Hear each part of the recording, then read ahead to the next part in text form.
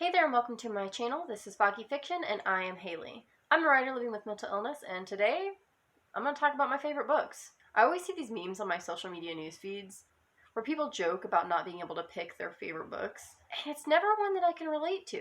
I know my most favorite book in the whole world. I know my two most favorite books in the whole world. It gets a little tough after that, but I came up with 5 for this list, so let's do it. Number 1. The Stand, Extended and Uncut by Stephen King. My mom had the miniseries recorded on VHS. Yeah. And when I was 15, I sat down to watch it without any clue that it was a 5-hour miniseries. Which is funny because I had just told my mom that I was gonna watch it and she didn't give me a heads up. Either way, I fell in love with it and I snagged the copy of my mom's book shortly after to start reading it. It did take me about a year to get through the book, but halfway through, my mom was diagnosed with cancer and spent 6 weeks in a coma, so when she woke up, she had to learn to use her entire body again, and I just didn't read for a long time during any of that. I did finish the book, though, and it has been my favorite book ever since. Nothing has topped it for me. If you've never read it, it's a post-apocalyptic fiction novel following the release of a deadly virus called Captain Trips, and the lives of the people who survive it as a battle between good and evil brews. I have read both the extended and uncut version of this book, as well as the graphic novel version, and both are amazing. I have not read the originally published edited version, and I don't intend to. I have been told that there are almost entire characters who are missing, including Trash Can Man, and I just can't imagine. I can't imagine the book without that stuff, so yeah. But I love the book so much. I love it. Number 2 is Swan Song by Robert McCammon. This is another book that I read as a teenager that my aunt talked a lot about, which made me want to read it. And I fell in love again.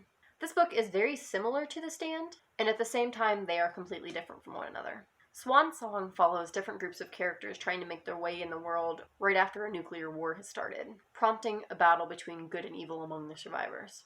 I know that sounds very similar to The Stand, and it is, but it also definitely isn't.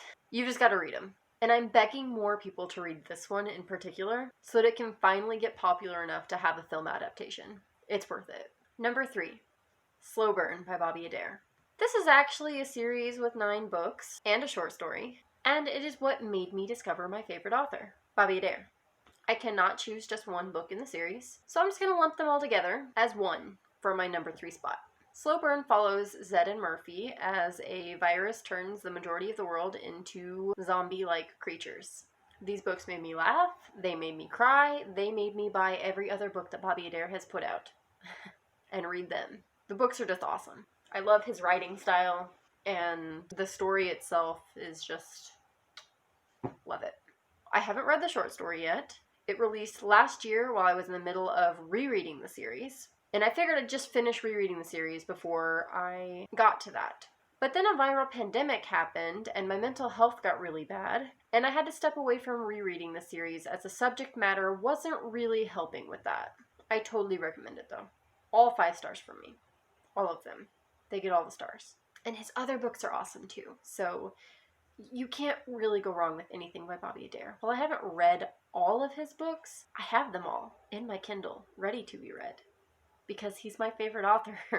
This series made me fall in love with him, and he almost always has the first 3 books for free. So, it's worth it. So worth it. Read them. Number 4, The Vampire Lestat by Anne Rice. This is the second book in the Vampire Chronicles, the first being Interview with the Vampire, which I did read first. And when I read The Vampire Lestat, after that, my mind was blown. It was so creative and awesome how she had followed up the first one, and I cannot say enough good things about it.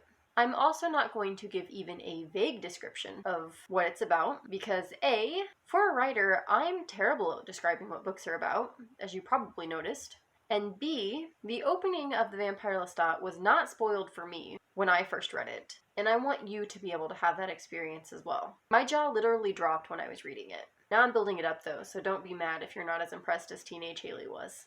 I loved it. And number 5, The Argento series by Lindsay Sands. I hope I'm pronouncing that right. I know, it's another series, but I can't actually tell you which is my favorite book from this series so far, if that counts.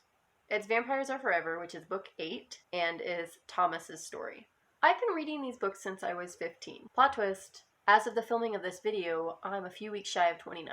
She is my favorite romance author. Each book in the series can be read as a standalone. I started with book 7. But there is also a bigger story going in the background of all of these books. They are considered paranormal romance, but I think you could easily call it romantic suspense as well.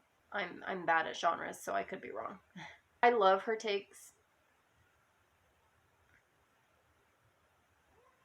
I love her take on vampires and Atlantis and the Argento family rocks, and these books are just awesome.